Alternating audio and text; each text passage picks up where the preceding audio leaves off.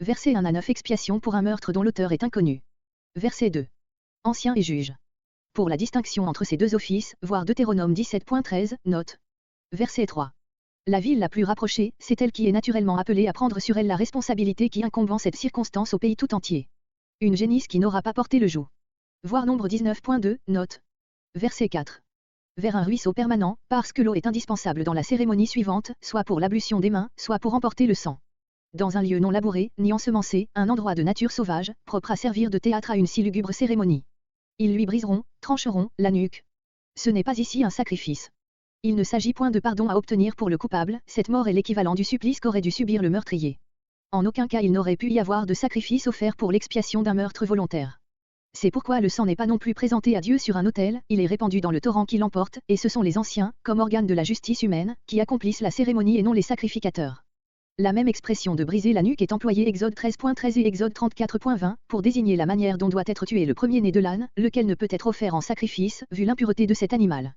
Verset 5. Les sacrificateurs fils de Lévi.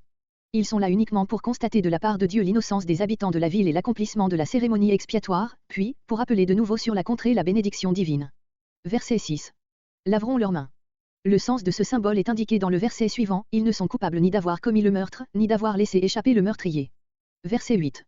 Le Talmud met les paroles de ce verset dans la bouche des sacrificateurs et justifie cette interprétation par les premiers mots du verset 7, et prenant la parole, qu'il entend dans le sens de « ils s'entre-répondront, anciens et sacrificateurs ».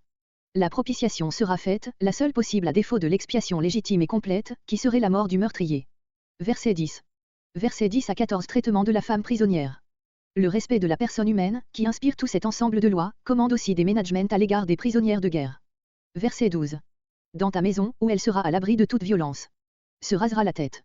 Ce ne sont point ici, comme on l'a pensé, des signes de deuil pour la séparation d'avec les siens, ou de purification, en raison du peuple souillé d'où elle sort, mais plutôt les symboles du complet renouvellement qui va s'accomplir dans son existence. Il en est de même du changement des vêtements, elle dépose, les habits dans lesquels elle avait été faite captive, pour revêtir ceux du peuple auquel elle doit désormais appartenir. Verset 13. Pendant un mois. Son sentiment intime ne doit pas être violenté par un changement trop brusque de position. Tout en donnant cours à sa douleur au sujet de ceux qu'elle a quittés, elle entrera graduellement dans la communion de la famille et du peuple dont elle doit faire partie, et, à la suite de ce changement intérieur correspondant au changement extérieur indiqué plus haut, elle se trouvera préparée à se donner à celui qui de son maître veut devenir son époux, Psaume 45.14. Dans ce passage, la polygamie n'est ni approuvée, ni interdite, absolument comme dans l'ordonnance suivante. Verset 15. Verset 15 à 17 Le droit du premier-né. Le même esprit de bienveillance envers ce qui est faible et méprisé inspire cette ordonnance. Aïe, voir Genèse 29.31, note. Verset 16.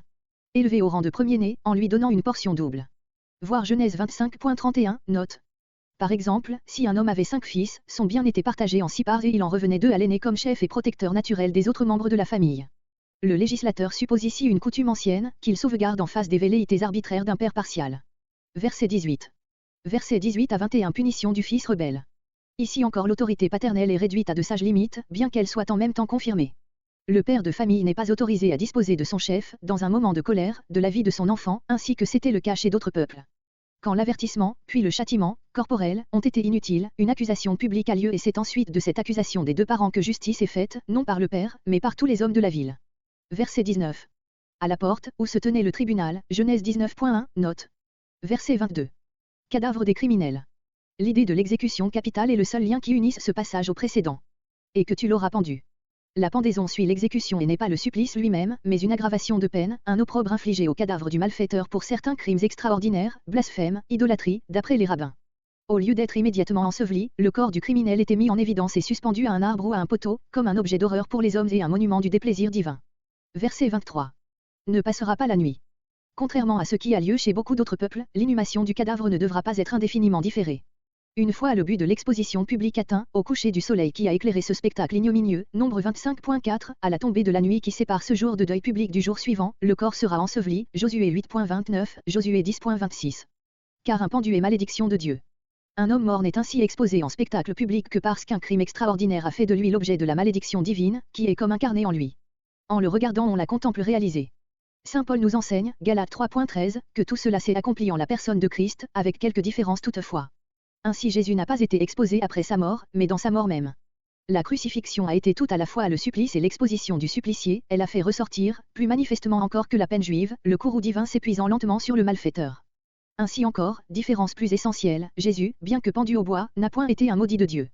Ces deux mots manquent dans la citation que fait l'apôtre de notre passage, il s'appliquait bien aux malfaiteurs dont parle la loi, mais non à Jésus-Christ, Éphésiens 5.2. Mais, ces différences constatées, signalons l'analogie des deux cas. D'abord le corps de Jésus crucifié a été là, exposé à la face du monde, comme le monument de la malédiction qui pèse sur le péché et qui aurait pesé sur le monde si le coupable ne l'avait pas porté. Voir les versets 8 et 9 de notre chapitre. Puis l'inhumation du corps de Jésus a eu lieu selon la loi le soir même du vendredi saint. Cette inhumation a été la première marque de la propitiation accomplie, marque bientôt suivie de la preuve décisive de la réconciliation du monde avec Dieu, la résurrection de ce corps qui avait été pendu au bois comme celui d'un maudit.